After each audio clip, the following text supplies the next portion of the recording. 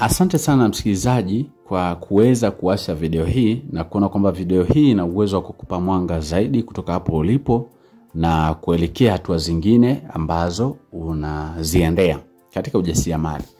Mimi naitwa Mwalimu Almasi kutoka Lordiness Enterprises, lakini pia nimeweza kukuandikia kitabu kinaitwa Ujasiriamali ni Ajira, kitabu ambacho nimeandika bunifu mbalimbali za kuweza kuzalisha sabuni yako ya miche, vipimo, formula na procedure zote. Kwa hiyo karibu sana kuweza kujipatia nakala hii. Lakini pia kama unahitaji darasa pia unaweza kunitext WhatsApp kupitia 0783 500 971. Karibu sana kwenye ujasiriamali. Ujasiriamali ni zaidi ya ajira. Kwa hiyo siku ya leo nilikuwa nimekoroga sabuni ya kipande, imekwisha kuganda. Sasa ninaanzaje kutoa miche yangu? Tunaanzia hapa. Ninaanza kutoa miche yangu kwa kuweza kugawanisha ili donge katika silesi ambazo zina kipimo husika. Unajua mche unakuwa na sehemu kuu 3 au vipimo vikubwa vitatu katika sabuni ya mche, au muonekano wa mche uko katika mfumo wa 3D.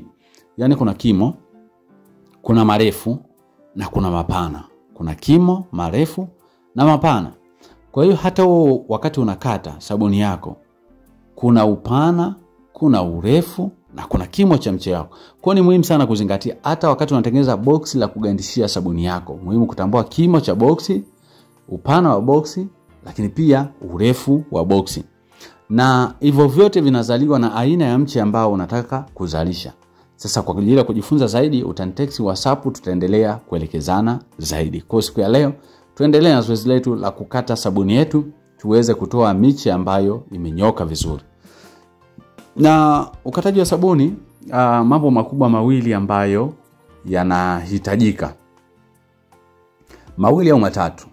Jambo la kwanza, lazima uwe na vibao ambavyo vina size ya mche. Lazima uwe na vibao ambavyo vina size ya mche. Vibao hivi unaweza kuvitengeneza kwa fundi yeyote randa, fundi mbao, fundi seremala. Ukampelekea aina ya mche ambao unataka kutoa, alafu namwambia nitolee vipande vya miche ambavyo utatumia mbao.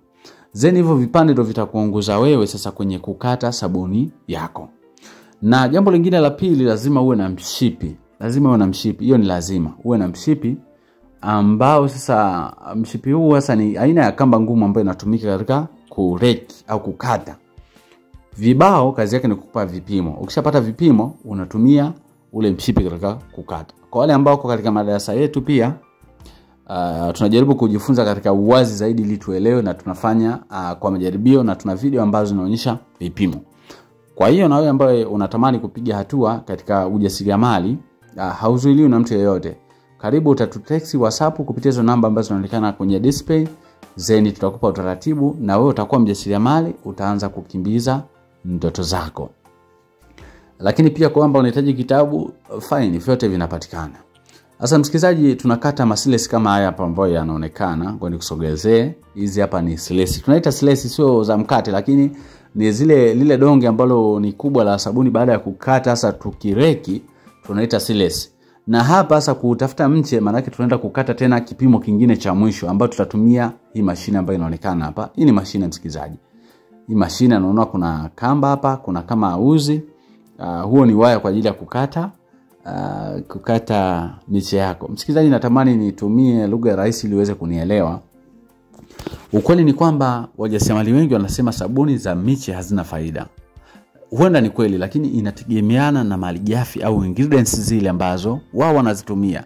Mimi natengeneza sabuni za miche nyingi tu, na ukiangalia video zangu kuna rangi zaidi ya 7 au aina 7 za sabuni za miche ambazo nazalisha. Na ni bidhaa zangu na zina muhuri wangu na napeleka sokoni, napata faida. Haimaanishi kwamba faida ni kubwa ninapata, lakini kile kidogo ambacho nakipata basi kinatosha kuendelea kufanya mzunguko mwingine na mwingine, ili kwamba kuhakikisha kwamba uzalishaji unaendelea. Kwa hapo ninapanga vibao, zeni upande huu niweka alama kwa bwana ambaye amevaa t-shirt ya sweta ya kijani. Kwa huku nimeweka alama na alama ziko tayari. Kwa ninachofanya ninapanga mshipi. Baada ya kupanga huu mshipi, huku naongozwa na vibao, kwa sababu vibao hivi nilitumia katika kunionyesha alama. Kwa hapo tayari nimeshagawanisha. Hapa nimeshagawanisha tayari. Ukiona kama vile yameng'ang'aniana madonge, basi unajaribu kupitisha kwa mara ya pili kwa kipimo kile kile. Na ukileta kwenye meza ya kukatia, unapima, unaangalia labda kimo cha mche wako ni kiasi gani. Ukipata, basi na hapa kwenye mashine unaseti ile kamba ambayo inakata. Unaiseti kwenye ile kwa kutumia rula kabisa. Vipimo tu simple. Kwa unasogeza, kuna adjustment hapa unaifanya. Baada ya kusogeza, basi ninaanza kusukuma donge langu na ile size ile ambayo nataka itoke ya mche, basi ndio itakuwa inakatwa. Kile kiasi ambacho nimepima hapa ndio nitakuwa na. Hata kama ukiwa na miche 1000, 5000, 10000 hata kwa siku unaweza kumaliza. Unaweza kuona kwamba speed ambayo tunayo hapa ni ya uzalishaji. Kwa hiyo tunazalisha, tunaingiza ndani, tunapiga muhuri. Yategemea kama miche inaenda sokoni kwa miche sawa. Kama tunatamani kukata vipande kabisa, tunakata. Karibu sana uweze kusubscribe, kwa sababu kila siku mimi huwa naachia video moja kwa ajili ya kujifunza sisi kama wajasiriamali. Asante sana.